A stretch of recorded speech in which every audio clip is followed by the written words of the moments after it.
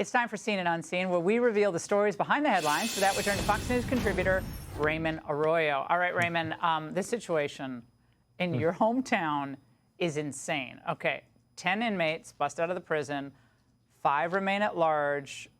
In today's day and age, this is like a movie. I mean, you can't... Well, they had a lot of assistance, Laura. Look, today, 2 women were arrested by Louisiana State Police. They were charged each with a felony.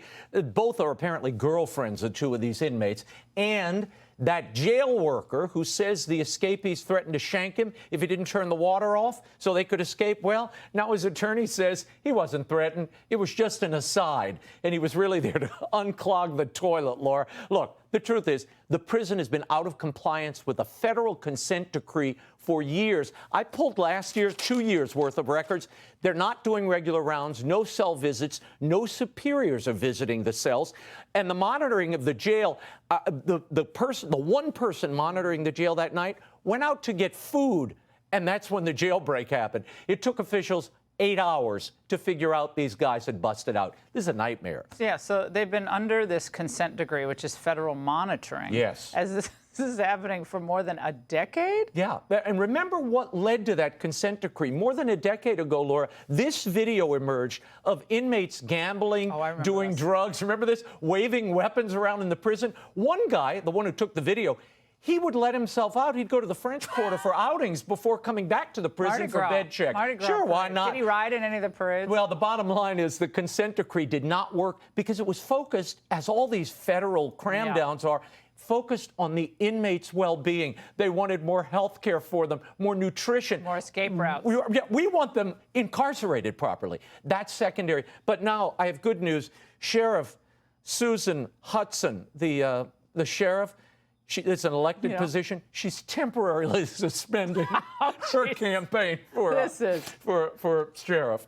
You can't make this up. Only in New Orleans. I ran into your friend Jeff Landry at the White House the other night, and Governor Landry, and like this. Yeah, they have money in that. They have money and they have accountability. Well, they don't have the funds. And that jail's only 10 years old, by the way. Just built.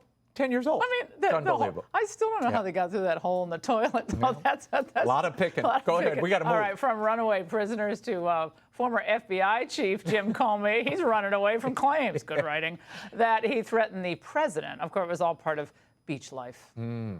My wife and I, Patrice, were walking on the beach and saw those numbers in shells on the beach. I said, I think it's a clever political message. And she said, you should take a picture of it. I said, sure. And then she said, you should Instagram that. And boom. This man, now we're blaming the wife. This is literally a shell game from James Comey. So now we're blaming the wife while we're trying to sell a book. I mean, it's another lie to sell the book of lies. It's amazing. Do you think he did this on purpose? Yeah, I think he arranged it. They didn't walk by and see this, Laura. He clearly So he wanted this controversy. He didn't want this Secret Service to interview him, but he wanted the controversy to sell his lousy book. Side. No, he didn't like Trump. I understand this. We got to go. We're almost. This is so important. Right. Comey is not the only one engaging in runaways for profits. Okay. I have had it with this Biden storyline you've been covering. The feigned shock that there was a cover of a Biden's condition is a total joke. Anyone who watched these reports, the reports we did from 2019 on, knows the marquee malarkey was deep. We only reported on Biden's decline daily. As time went on, others followed, okay? But remember these moments. Ooh. Remember them.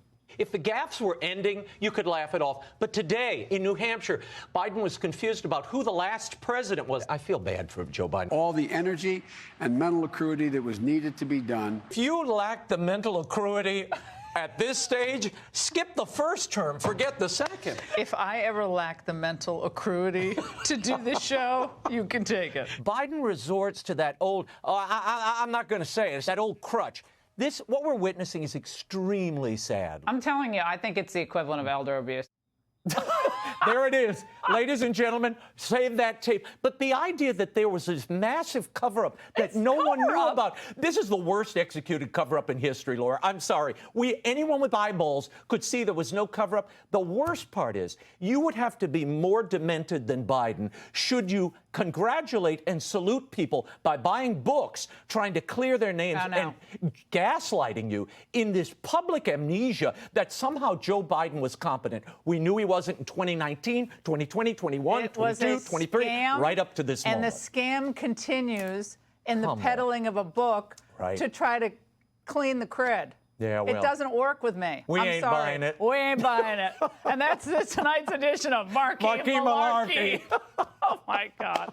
It's fun to be I miss back. that. I miss Marky Malarkey. We'll bring it back. And by the way, Jesse Waters, they did a fun little spoof on Old Comey. Hey, Sean Hannity here. Hey, click here to subscribe to Fox News YouTube page and catch our hottest interviews and most compelling analysis. You will not get it anywhere else.